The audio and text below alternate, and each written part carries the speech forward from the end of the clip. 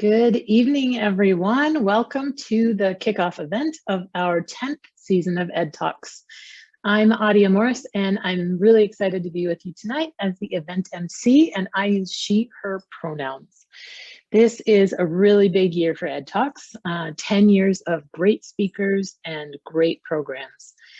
And we're really excited about the new season. Tonight, we're coming to you virtually from Minneapolis, Minnesota, or Minnesota Makoche. This is the homeland of the Dakota people. It's important for us to recognize that unless we're Indigenous Dakota, we're on stolen land, taken through an unauthorized and illegitimate treaty in 1805. We celebrate and honor the cultures and contributions of the original inhabitants of this land, who are such vital members of our community today. So as we gather here tonight, I ask that you keep the history of this land in mind. I am really looking forward to our two presentations tonight, which both address the complex intersection of education and philanthropy, an incredibly timely and important topic. But before we get going, a few housekeeping items. First, I want to thank our generous sponsor, the Bush Foundation. Bush Foundation has supported this program for many, many years, and we continue to be extremely grateful for their partnership.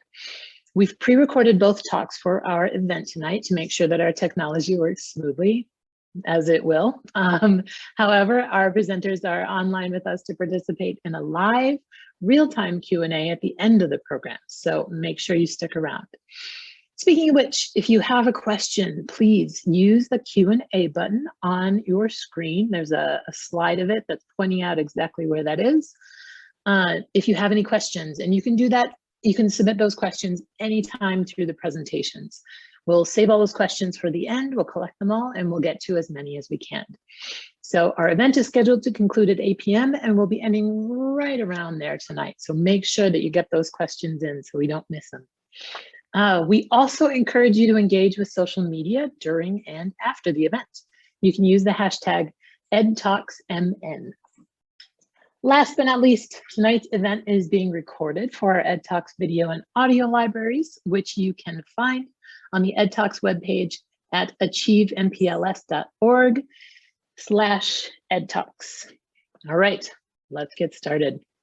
I am really excited to introduce our first presenter for tonight, Amal Karim. Amal leads Constellation Fund's evidence-driven grant-making in education.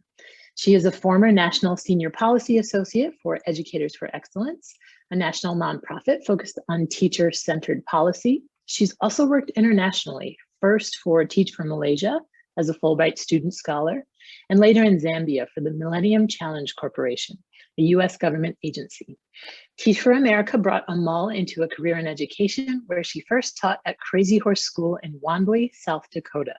She holds a master's degree in public affairs from the Princeton University School of Public and International Affairs.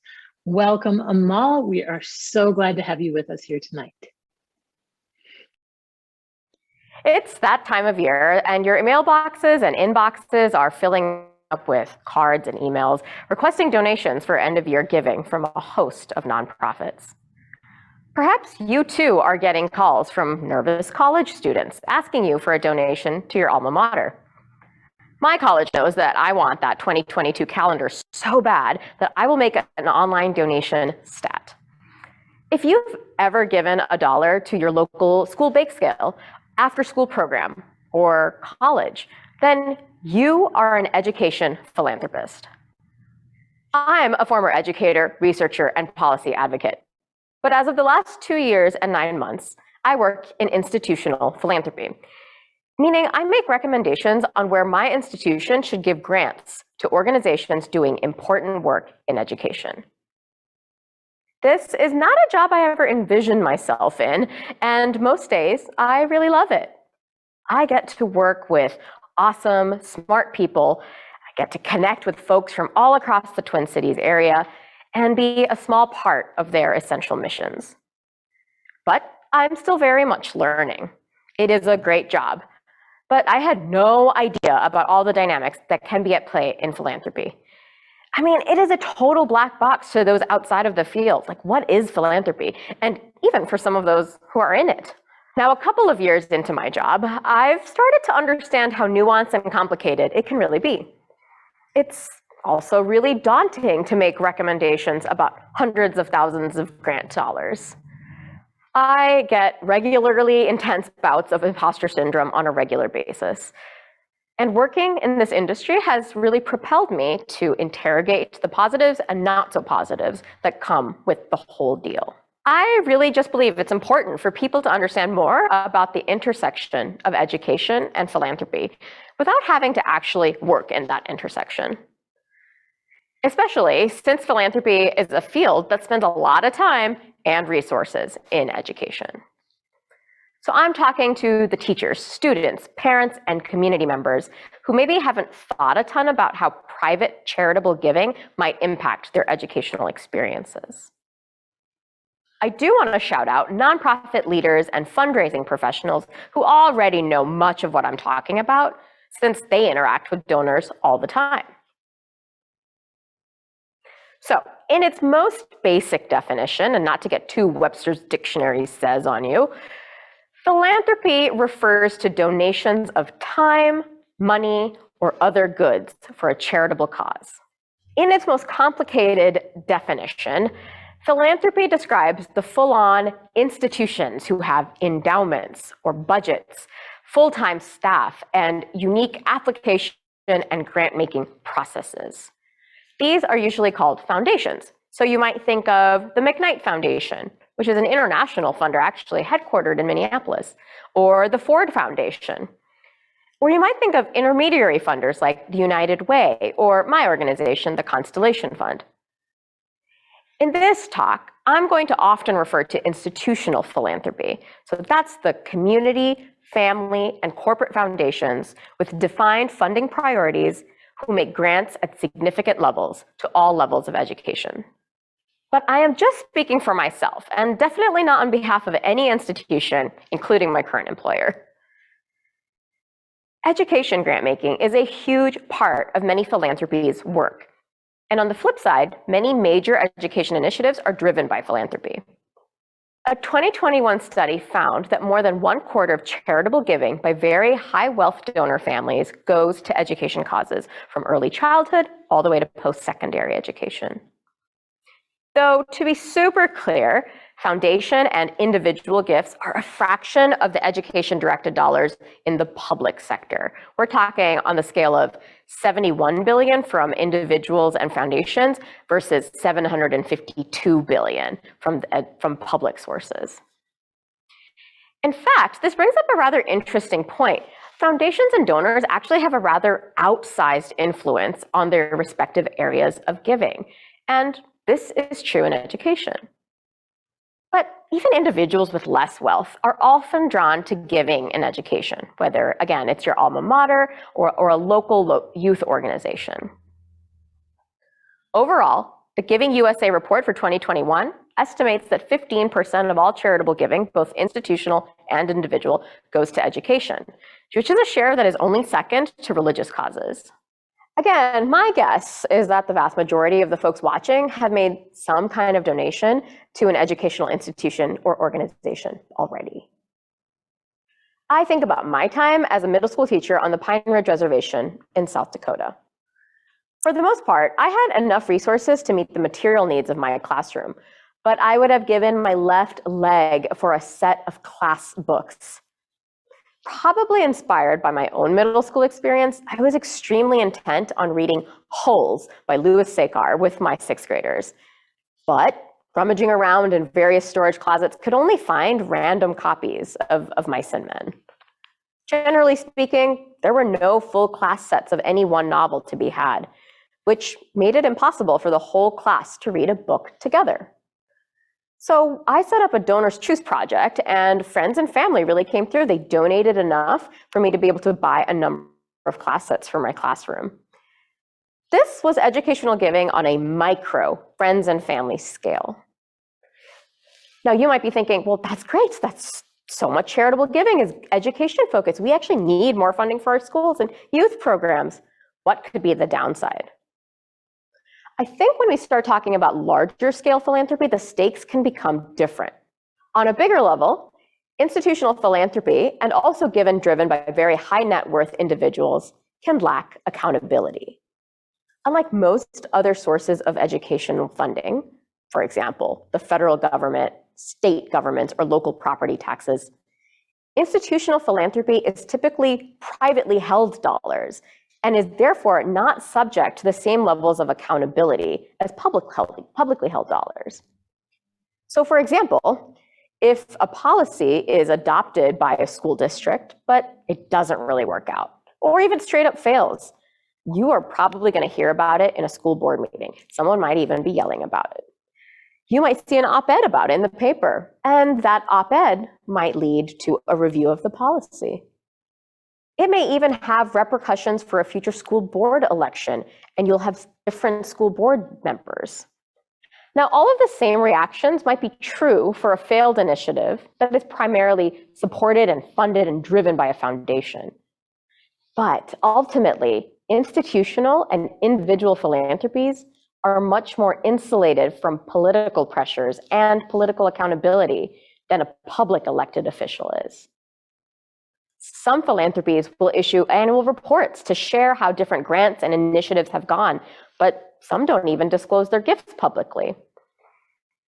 Typically, these reports aren't going to be the basis of continued employment or existence for that philanthropy.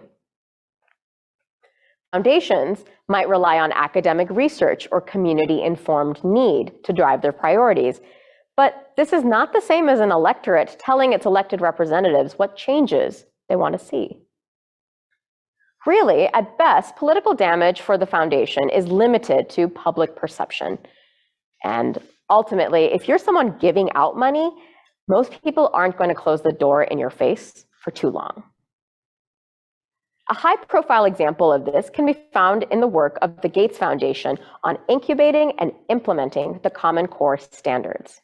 The idea was not born at the Gates Foundation, but it was championed there.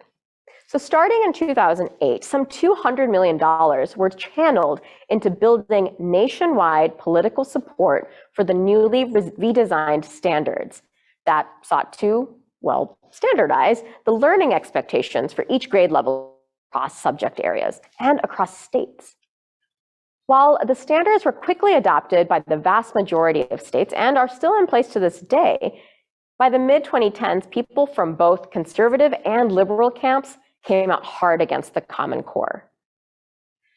Personally, I believe the Common Core push was trying to solve a relevant issue in our educational system, that of widely varying educational standards across states. But a top-down approach to education policy that was perceived to be driven by an institution and a billionaire not beholden to public accountability led to plenty of opponents. And yet, at the end of the day, the funder in question continues to be one of the largest education donors in the world. That's a big picture example of how private charitable giving poses a challenge for education systems, schools, and nonprofits. On a smaller scale, philanthropy can also perpetuate disparities because of its reliance on social networks. So many people have told me over the course of my life that something like 80% of jobs are secured through networking or who you know. And yet I've somehow never managed to actually network my way into a job. I'm definitely doing it wrong. But the same can be true in philanthropy at pretty much all levels. If you're a small nonprofit or a school in an underserved community, or even a lower profile district system, it may be harder to get on the radar of individual or institutional philanthropists. And especially if you're a teacher or school leader, you definitely don't have the time to devote to the kind of network building that very successful fundraising requires. And because of this dynamic, those who are already more well-connected have more success raising more funds, and then the cycle kind of perpetuates. There are many individual philanthropists and foundations who are working hard to change how this works. But change can take time, especially in the places where the status quo maintains wealth and power. But say you do get a grant from a foundation or a generous individual donor, yay, this is great. This might come with some expectations around reporting and maybe some restrictions on what the funds can be used for. but it gives your school, organization, or district some breathing room for basic operations. It may fill a budget gap and help to sustain essential services. And this is where the promise of philanthropy is most relevant. It can also offer resources and flexibility to try out new things. Just as a funder's insulation from political pressures means it has less accountability, it also means that it has the ability to experiment more. We can fund new ideas and seed new programs with a little bit higher risk tolerance. So going back to the Common Core example, Bill Gates actually articulates this point rather well. In an interview cited in the Washington Post article, Gates says his role is to fund the research and development of new tools, such as the Common Core in that case, and offer them to decision makers who are trying to help improve education. It's up to the government to decide what tools to use, but someone has to invest in their creation, he said. In fact, 3 of the largest education funders recently made a $200 million investment in an organization focused on inclusive R&D, citing how education as a sector spends far, far less on research and development than other areas like health or computer science. Another major positive is that funders can give much needed resources to underserved places in sometimes a much faster way than the public sector. Within my first few months as a grantmaker, I got to listen to Edgar Villanueva, the author of Decolonizing Wealth. It's a book I read within weeks of starting my role, and he was in town to speak, and shout out to the Minneapolis Foundation for that event, another foundation funding important work. I sat in that airy, light-filled hall and just felt like he had given every confused thought I had about my new role words and a path forward. Villanueva has many criticisms of philanthropy, but has also helped me to understand that money and charitable giving can be a form of medicine, or one might say reparations. A fairly recent example that illustrates this is Mackenzie Scott's 2020 gifts to 23 historically Black colleges and universities. Her gift, totaling $560 million, came with no strings attached and were free to be used by receiving colleges as they wished. Without getting into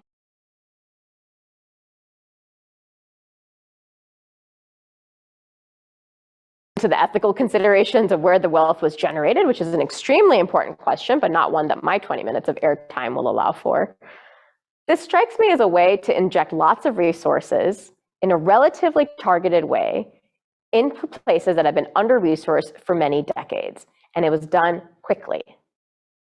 Would I rather have every HBCU be funded so they had the same endowment as Duke? Yes. But seeing that schools like Duke University had a pretty huge leg up, a gift like Scott's can show the possibility of starting to level the playing field. At its best, I believe philanthropy can be a lifeline to a new idea or a new organization, especially those that are trying to prove effectiveness early on, but are perhaps riskier for the public sector to take on. I don't believe philanthropy will ever be the answer for the most fundamental questions and disparities that are baked into the American educational system, but it has its role. Just go into it with your eyes open. So here are my conclusions. First, you are likely already an educational philanthropist. Think about your giving with care and intention. I challenge you to think about where your personal values and inclinations lie. How do you think about equity when making your donations? How might you hold yourself accountable to your giving while still ensuring that your cause, organization, or school has the autonomy to achieve their mission in their own way? If you work in philanthropy, I'm adding my voice to the collective call for action to reduce power dynamics and create more transparency and accountability in the field. This likely means that you'll have to be more vulnerable and act to be an agent of change in your institution, to push away from paternalism and towards partnership. But if you love your work as much as I do, I think you'll believe it to be the right thing to do. Thank you.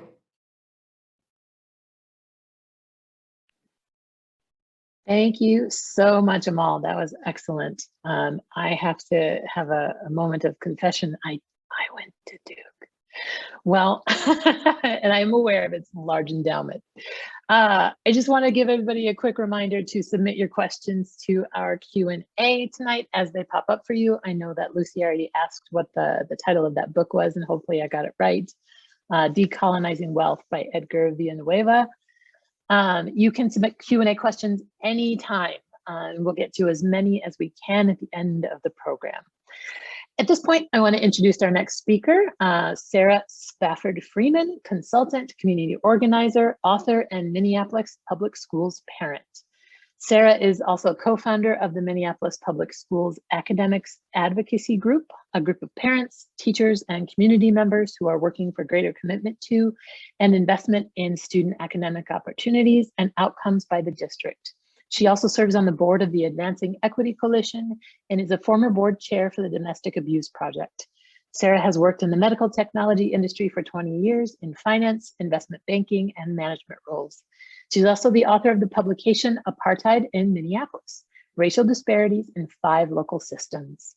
Take it away, Sara.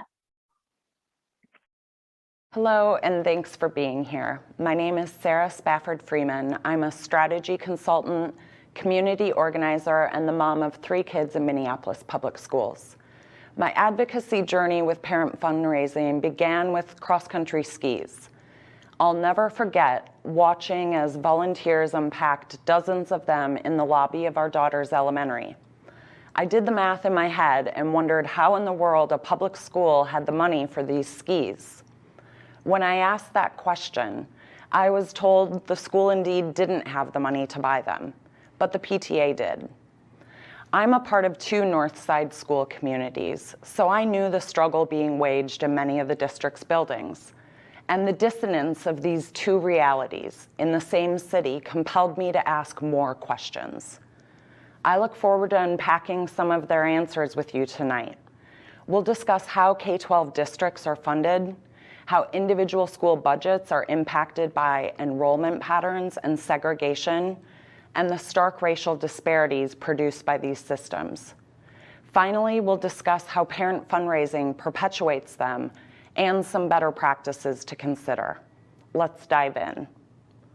The vast majority of funding for Minnesota's K-12 schools, nearly 70%, comes from the state of Minnesota, most of it through basic or general education revenue. But Minnesota's spending on K-12 schools has barely kept up with inflation for more than 20 years. In fact, general ed funding to MPS was $100 million less in 2019 than it was in 2003 on an inflation-adjusted basis. As the state disinvestment has persisted, local taxes have made up a bigger slice of the funding pie. Today, 3/4 of Minnesota K-12 districts have active voter-approved levies in place, including Minneapolis. Most state funding for K-12 schools is distributed through general education revenue, and most of that revenue is based on enrollment numbers. General ed formula components haven't changed since 1989 and are weighted heavily towards student numbers, not student needs. Components based on student need make up a small piece of the funding pie.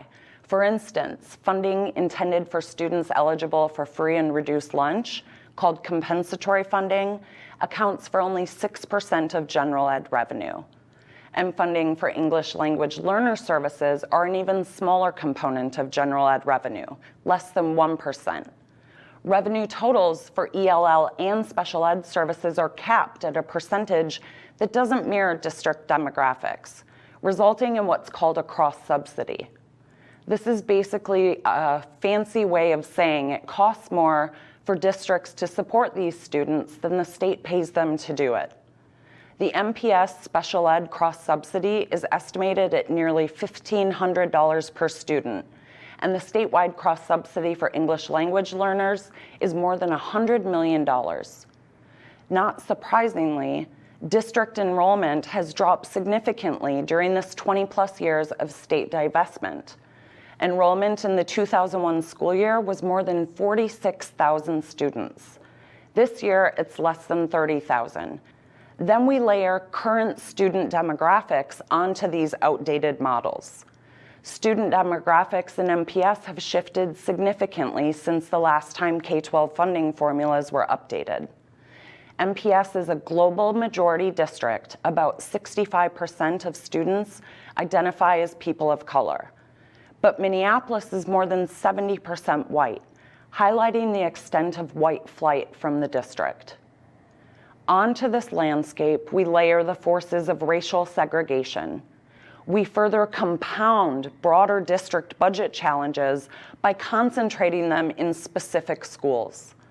Racially isolated school is the term applied to segregated buildings with BIPOC student populations at least 20% greater than the district average, which is 65%. MPS has 21 racially isolated schools, meaning the school's student population is more than 85% kids of color. It's worth noting that the designation of racially isolated isn't applied to buildings with high concentrations of white students, though we have plenty of those too. And it's critical to acknowledge that MPS has struggled to desegregate its schools since Brown versus Board.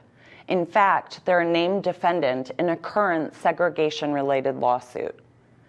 The district's racially isolated schools have tended to also be its lowest enrolled, thus lowest funded, again, because most MPS funding is based on enrollment. Students eligible for free and reduced lunch, special ed, and English language learner services, and those unhoused or experiencing housing instability tend to end up overrepresented in our lowest enrolled schools. And because need-based forms of funding for schools is so limited, these low-enrolled schools face tremendous budget challenges. And all of this, the state disinvestment, use of outdated funding models and unfunded mandates, plus the forces of racial segregation, have combined to produce one of the nation's highest educational debts. The term educational debt is used here instead of achievement gap because these disparities are the result of the decisions of adults, not the deficits of children. ProPublica's Miseducation Project estimated the academic disparities between Black and white MPS students at more than 4 grade levels, the 4th largest in the US. This educational debt has existed since first being measured, and according to MPS data presented last week, it has grown significantly over the past 2 years. And while these data are specific to Minneapolis, they're not unique to it. Districts nationwide are struggling with these systems and their challenges. Onto this fire of disparate budgets and disparate outcomes, we pour the accelerant of parent fundraising. Data collected from tax returns and public materials of PTAs and parent foundations show that Southwest Minneapolis schools, our highest enrolled and whitest in the district, are raising and spending millions of dollars a year. I've heard lots of parents and principals say that these schools must fundraise to make up for not getting Title I funding. I've heard this narrative repeated so often, I named it. I call it the Title I fallacy. But in reality, need-based funding to racially isolated schools is often less than what parents in whiter school communities are raising. In fact, the Southwest High School Foundation and Washburn High School Foundations each raised more than $400,000 the same year North High School got $237,000 in Title I funding. Another common response to pushback on these systems is what I've termed the per student dollars fallacy. This refers to the fact that because of low enrollment, a school's total budget divided by its number of students produces a higher dollar number per student than it does at schools with higher enrollment. But this is the result of a low denominator, not a reflection of spending power or budget health. In fact, these schools' total spending power on everything from staff to academic programming to extracurricular activities is significantly lower than other schools. And no amount of need-based funding makes up for this disparity. Parent fundraising has privatized important opportunities and experiences in MPS, ensuring that some students at some schools have access to things, but conveniently ignoring that others don't. Parent fundraising is paying for everything from staff to teacher training to curricula and athletics and more. At one Minneapolis elementary school, the PTA paid for a differentiated math curriculum. At another, it's paying for teachers to receive specialized literacy professional development called Orton-Gillingham training. At another, the foundation is paying for a staff position. Resource hoarding is an abstract concept, but it produces highly visible results. This fundraising and privatization isn't occurring everywhere. It's happening in roughly a dozen of the city's whitest schools, in a district with more than 60 of them. And listen, no public school has enough. I hope I've clearly established that tonight. But some have more than others, and this is predictable by race. And that's a fundamental problem deserving of our attention. I focus advocacy on parent fundraising because it's the one variable in this disparity-producing formula that we have control over. Parents create these systems, and we can change them. Interrogating these systems is a critical first step toward intentional actions to address them. Some questions to consider. What if the time and cultural capital employed by parent groups was used to organize around challenges at the district or state level? What if we spent as much time lobbying for increased K-12 budgets and improved academic outcomes as we did planning PTA fundraisers? What if we asked, do other schools and students have this at PTA and parent foundation meetings? This question is a simple but radical way to disrupt these systems, an especially important role for white allies to play. What if these groups invested in schools where historical disinvestment has occurred? Achieve Minneapolis provides a vehicle for this. But the fundamental question to ask, one first posed by the academic, author, and activist Audre Lorde nearly 50 years ago, is whether we can dismantle the master's house with the master's tools. I think a lot about white philanthropy through the lens of Lorde's work, and all the ways we too often seek to dismantle systems of oppression and inequity with their very tools. So I want to leave you with her words as we consider the intersection of education and philanthropy. The master's tools will never dismantle the master's house. Thank you. Thank you so much, Sara. That was such a wonderful and rich presentation. Nora in the chat mentioned the podcast, Nice White Parents, and I was thinking of the same thing and I couldn't remember the name of it. So thank you so much for bringing that up, Nora. If you haven't watched it or listened to it, I should say, it's great. I want to pivot to the Q&A now. I want to say thank you to Amal and Sara so much, and I want to invite them to turn their video on and join us. And now we have our opportunity to ask them questions. And I see that we have a few in the Q&A already lining up. So thank you for those. I'll start with Lucy. Lucy asks, can you share, oh, hi. Good to see you, Sara and Amal. I will ask Lucy's question first. Can you share the list of questions to ask or focus on as a PTA? Do you have a resource like that somewhere, Sara, that you can either send out to the list? Because I know there's an email coming from Achieve Minneapolis and EDTalks after this. Yeah, I'll just send my slides to our producer who can distribute them, hopefully to the folks who registered, so that you have all the data I presented tonight, along with the questions to ask and the better practices to consider.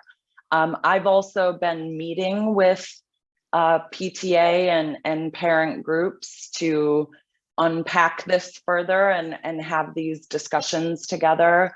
So, please, I'm findable.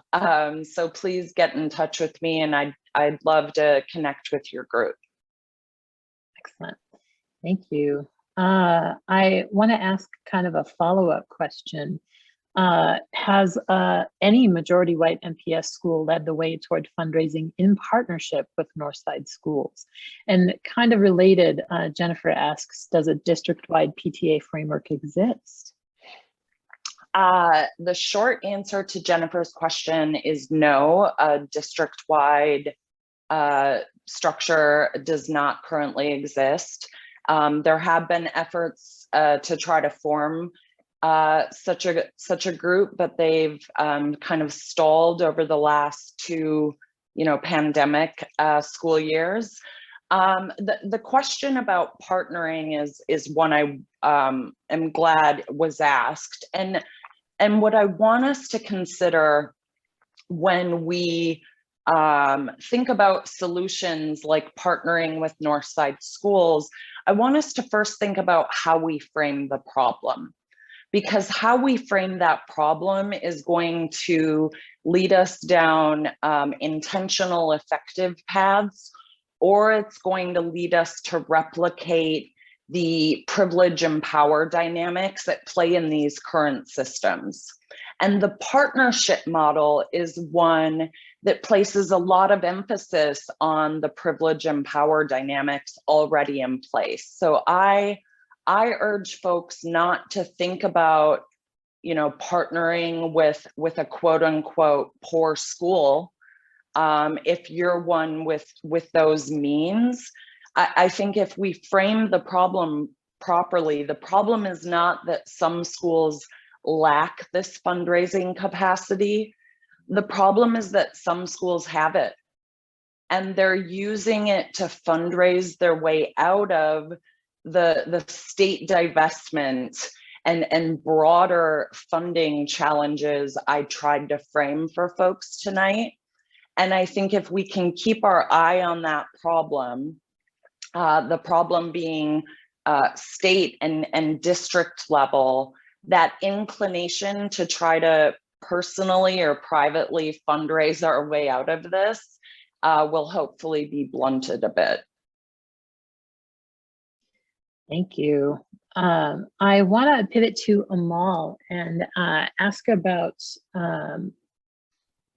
you showed some national numbers for levels of education giving, as we're talking about private and public philanthropy here.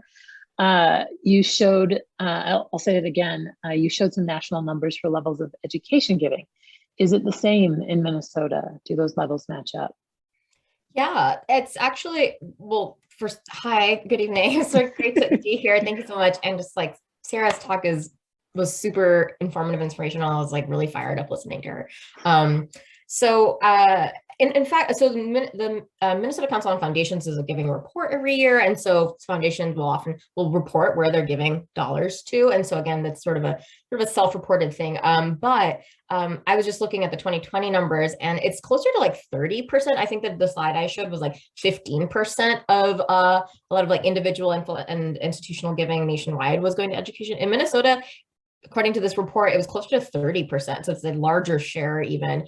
So like certainly a doubling down on education giving. And it can take the form of it can look a lot of different ways, like where it goes. Like it could go to a district, again, a system, an organization, but it's definitely the most by a good chunk of all the areas. Thank you. I'm going to pivot back to you, Sara. There's a question from Sue and Paul that said you've met with some PTA groups, and how is the message received, and who really runs PTA groups in a school district?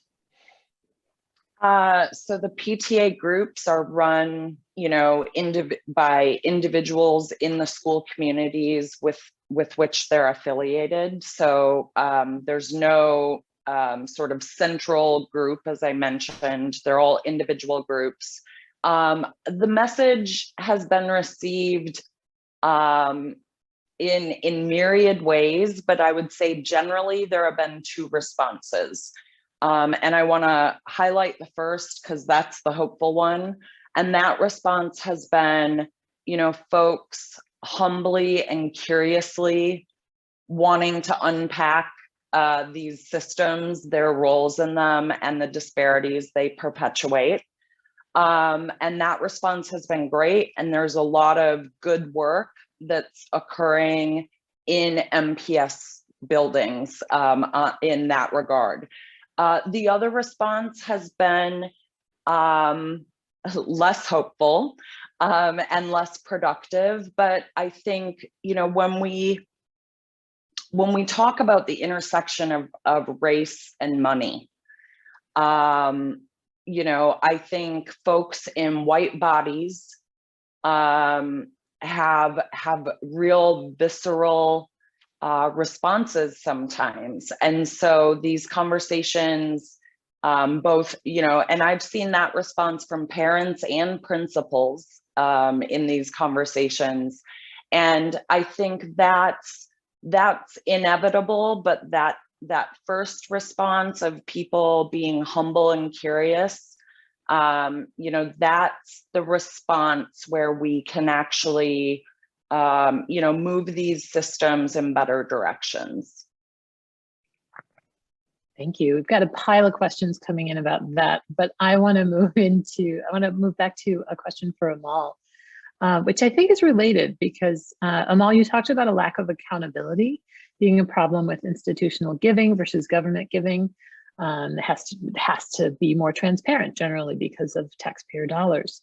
So what are some ways that institutions can opt into transparency and put themselves, hold themselves accountable?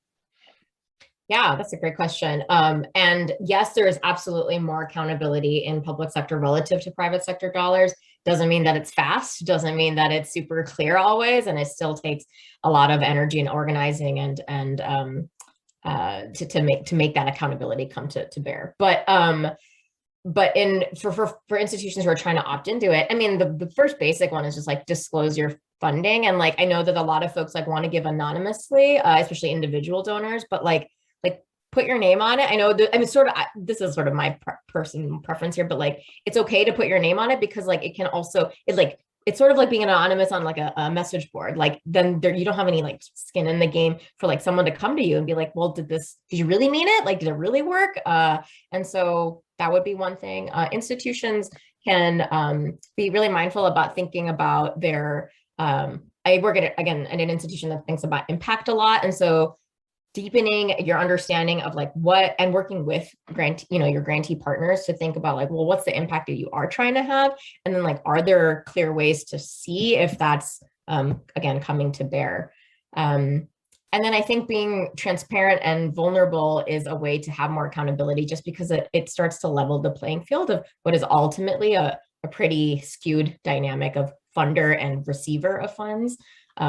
So I think that's a personal investment too that you make like in relationship building to try to make that a little bit more level. Yeah. Yeah, and I've got a follow-up. There are two questions that are kind of related, but two sides of the same coin. How can one as an individual not continue to perpetuate that system? And then what will it take for philanthropy and funders to give more with less strings? So moving toward the same goal, but like from both two different sides of it, individuals, there's my 3-year-old, individuals and the institutions. So again, what will it take for philanthropy and funders to give more with less strings? And how can the individual help not perpetuate that system? Yeah, that's great. I think there's a little bit of an ethos of sort of the Mackenzie Scott example I gave, which is like give and then kind of get out of the way, or like give and then like uplift instead of give and like insert yourself into the work unnecessarily. So like decentering yourself as a donor from the work that's being led often by folks who are usually experts in the field that you're giving in. So let them lead the way. Another huge thing would be to like look towards grassroots organizations that are led by folks who are more experienced or are representative of the communities that they're serving, I think is a really important way to think about where you're giving. So, I mean, it's a conversation that all of philanthropy is having very much, but it's like, how do you try to uplift BIPOC-led organizations and have that be having them centering them in the work and letting them kind of lead the way where you can. Yeah. Excellent, thank you. Sara, we're going to jump back to you. There have been a pile of questions about how do we lobby, how do we advocate at the state level and the district level. Like there's like 5 questions about that. So I'm wondering if you have any recommendations, advice, things that folks who are here can do at the district and state levels. Yeah, I have so many thoughts on this. At the state level, I think it's really important to understand the forces of state divestment. So the state just spending less money on public education is a major problem. And the other problem is the use of an outdated funding formula. So the components in the general ed formula, which is just most of the money, haven't been updated since 1989. And a lot has changed in our public schools since 1989. So I think calling your state legislators and ensuring that they care more about public education in a general sense, but then how are they pushing for greater investment in K-12 schools? And that investment has to be more than 1 or 2% a year, which is what it's been in Minnesota. It hasn't kept up with inflation. So lobbying for those K-12, funding increases, lobbying for changing the funding formula with your state legislators is really important. St. Paul Public Schools is right now considering which schools to close. Minneapolis Public Schools is not far behind. And our state legislators in Minneapolis are silent on this. And so make a call, make an email. They're supposed to be our responsive local representatives, and they need to hear from you on this. At the district level, the district is actually in the process right now of doing what's called an equity, diversity, and inclusion assessment, an EDIA. So the district is conducting an EDIA to look at parent fundraising, this very topic. And so your superintendent, your school board member should be hearing from you on this as well. And I think the things to be lobbying for at the district level are requiring transparency and reporting from these groups. It should be known how much these groups are raising and spending in Minneapolis public school buildings. And I think that transparency is really key, because sunshine is ultimately the best disinfectant. And right now these systems are operating in the dark.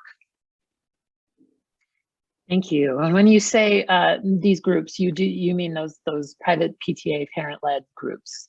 Yeah, PTAs, parent foundations, and again, this isn't everywhere. This is 12 or 15 of our whitest, wealthiest buildings fundraising their way out of budget, fires that have been created at the state level.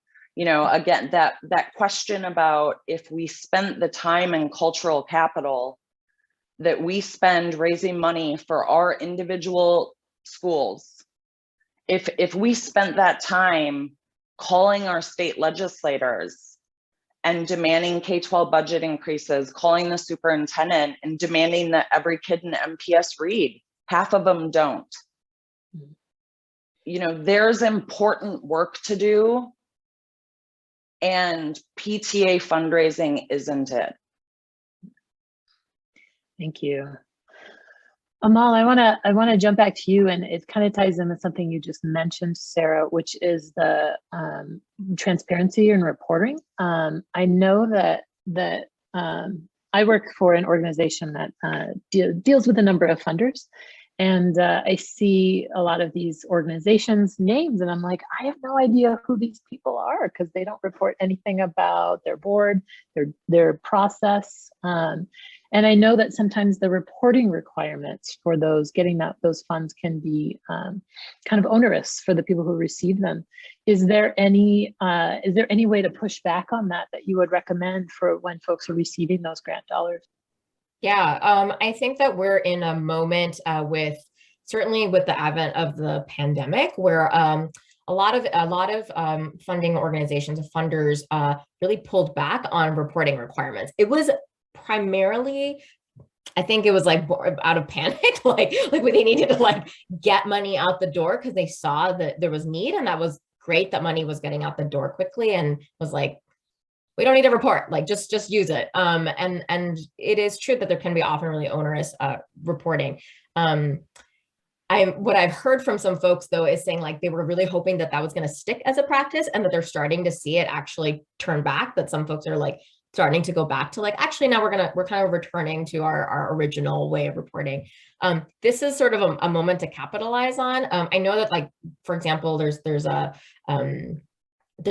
ways, it sort of depends on the relationship each organization or receiver has with the donor. But like having a really honest conversation about what is the capacity like that is demanding to have all these reports, how that is preventing maybe the organization from working on core work, and being creative about other ways to potentially also to show kind of where the money's going, right? And that can be a lot more time spent in the program or in the classroom or wherever the dollars are going to kind of see it in action, instead of having a report that's potentially just sitting on someone's shelf, and not necessarily something that folks are looking at.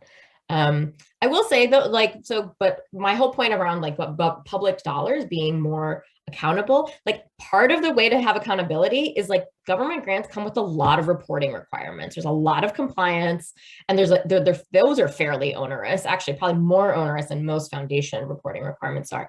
And like that's sort of the price we're paying that's being exacted for transparency and accountability. So it's a bit of a double-edged sword. I really resonated with Sarah's comment about sunlight's the best disinfectant, and like to do that means you gotta like document it and you gotta report it out and have it available. And so that also takes time and work.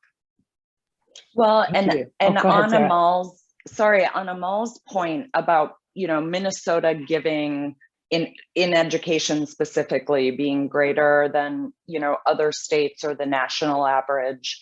And what I've been saying about public divestment, we can't have this conversation without naming the racial dynamic at play, that this public divestment in public systems has occurred as a direct result of them being ordered desegregated.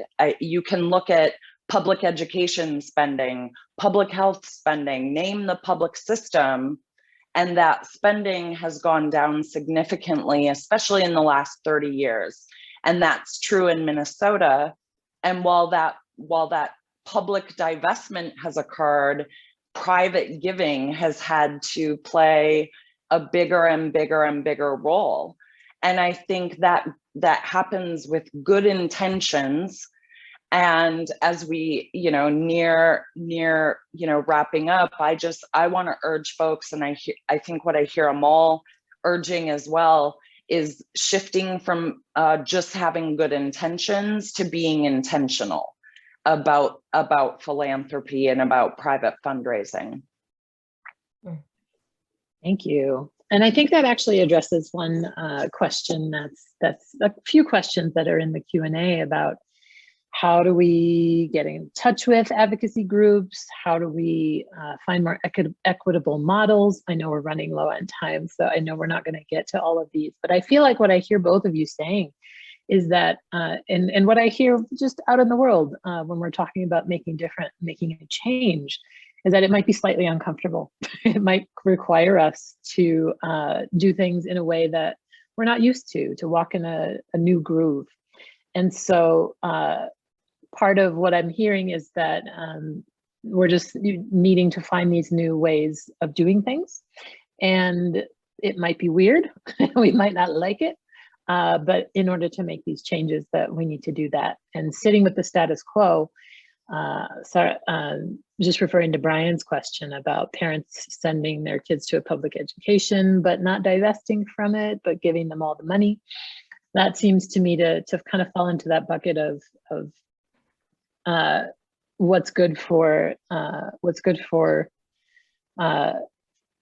I'm not saying this at all. I'm so tired, y'all.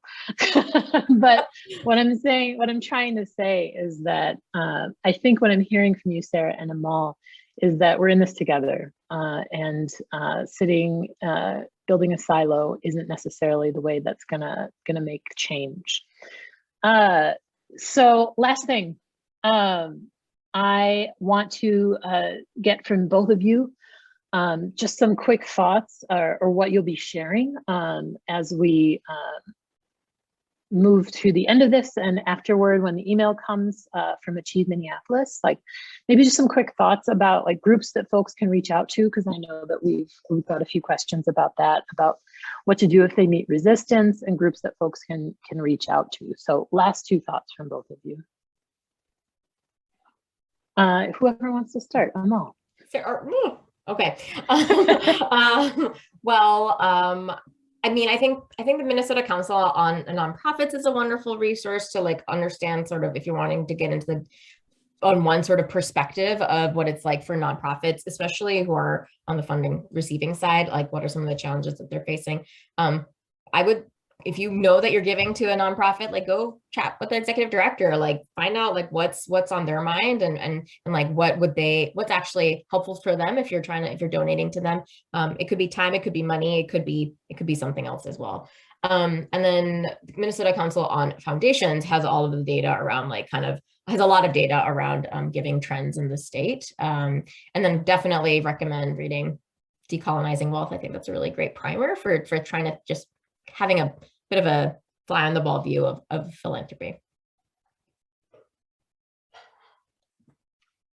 And I want to encourage folks to reach out to me if you want to continue this conversation or have it with your PTA or parent group. Please be in touch and let's do that. I want to also encourage folks to check out the MPS Academics Advocacy Group. We're on Facebook and we have a webpage. It's a group of parents, teachers, advocates, and stakeholders organizing around academic outcomes, but broader education issues in MPS. And the MPS Parents for Equity and Justice is a Facebook group as well that folks can join. That will be the eventual vehicle for an intended central PTO. But as I mentioned, that work has stalled, but we're still online trying to organize and do what we can. Thank you both.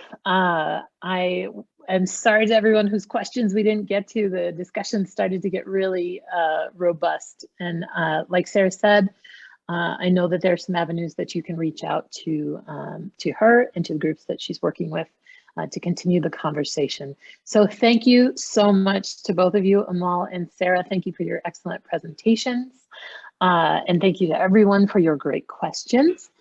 On behalf of the EDTalks team, I want to express some really deep gratitude to all of you for joining us tonight and for really engaging in the virtual format. It makes us all so much more lively. I really appreciate that. We have a full season of amazing EDTalks ahead, so keep your eyes peeled for the next event, which will happen in late January-ish. We'll be sending out an announcement with details before too long, and you can always find information at Achieve Minneapolis, that's achievempls.org/events. We'll also be sharing tonight's recording, so keep an eye out for that, as well as an event survey. Survey is super important for planning upcoming EDTalks and making sure that these continue to happen. Thanks again to our generous funder, the Bush Foundation. They make EDTalks possible.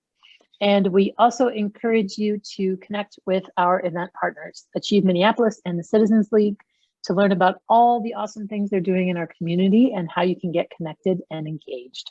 Check out their website addresses, which I think are supposed to be on the screen, but I don't see them. I see Sara.